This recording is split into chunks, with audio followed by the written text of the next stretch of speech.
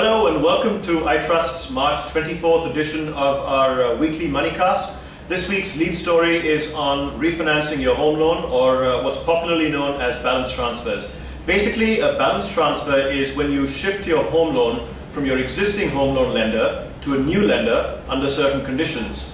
What happens, simply put, is that you have a liability towards your old lender, which then gets transferred to your new lender. Your new lender basically writes a check in the name of your old home loan finance company, and your existing liability just moves to the new home loan finance company that's writing the check on your behalf.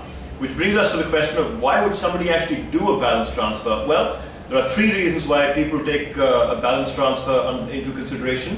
First of all, if the rates have changed dramatically and have moved down since the time you took your home loan, you might be paying a certain EMI, but market rates have fallen quite a lot. As a result, you want to take advantage of that and save money on your EMI. The second reason is if you actually want to change the terms of your home loan. For instance, you might want to increase the tenure or duration of your home loan, and your existing home loan company might not be willing to do that. You might be able to get a refinance with a new home loan company. A third reason is that at the time of the refinancing, you might be eligible for a top-up loan, and so people also refinance and do a balance transfer to be able to take advantage of getting an additional loan on the back of the appreciation of the property that they have already owned. So what are the fees that get charged, and under what conditions are you allowed to do a balance transfer?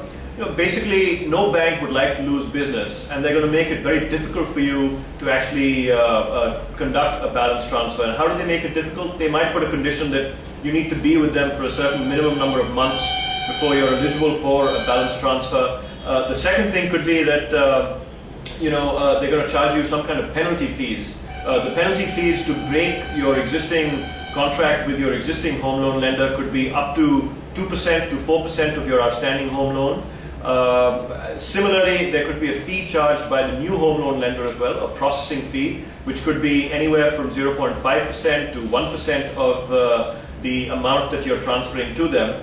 As a result of these fees, there's a certain economic loss that you would experience, which brings me to the next point. Even if these fees are very high, should you continue to do a balance transfer or not? Well, the answer is dependent upon how high the fees are. If after paying all these fees, you're really not going to net save any money in the long run, despite your EMIs being low, then it just doesn't make any sense for you to do a balance transfer. However, if after having paid these fees, you still manage to save money in the long run, then I think it makes a lot of sense for you to be able to go and conduct your balance transfer, and I'd encourage you to do that, particularly in the low interest rate environment that we're experiencing at this point in time, relative to what interest rates were, say, about 5 or 6 months ago. So who's eligible for a balance transfer? Basically, anyone who's eligible for a home loan is also going to be eligible for a balance transfer, whether you're salaried or if you're self-employed.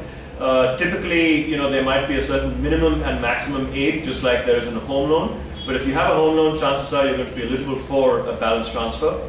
Will a balance transfer entitle you to any kind of tax benefits? Of course they will. If you're eligible for tax benefits under your existing home loan, the same tax benefits will be available to you under the new home loan that you would have once you've refinanced the loan.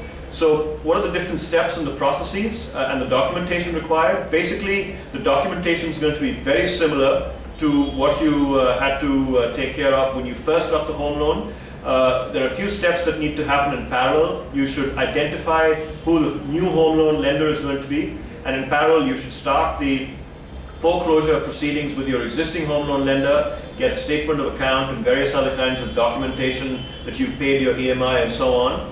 The new lender is going to be conducting all sorts of technical checks, legal checks, valuation checks on you. Again, these will happen in parallel, so you should start the documentation. The new home loan lender will also require a no objection certificate from your existing home loan lender, so make sure there's no delays on that. And finally, the new lender will also require you to take care of having all the property documents come across to them from the existing home loan lender, so ensure that there's no delays on this. In summary, what I'd like to say is that just three things that you need to keep in mind when you're considering a refinancing or a balance transfer. First, make sure that it makes economic sense for you to do that, and you will be saving money net of all the fees that are paid. The second thing, and this is very important, is that make sure that the home loan lender, the new one, is not giving you just a few very low teaser rates and is contractually going to raise the rates on you after 6 months just to catch you by surprise. And third thing, make sure that all your documentation is in order, and that the new lender can get all the documentation in time so that they can disburse the check and you can live happily ever after in your existing home very peacefully. So thanks a lot, and hope you can save money through a balance transfer.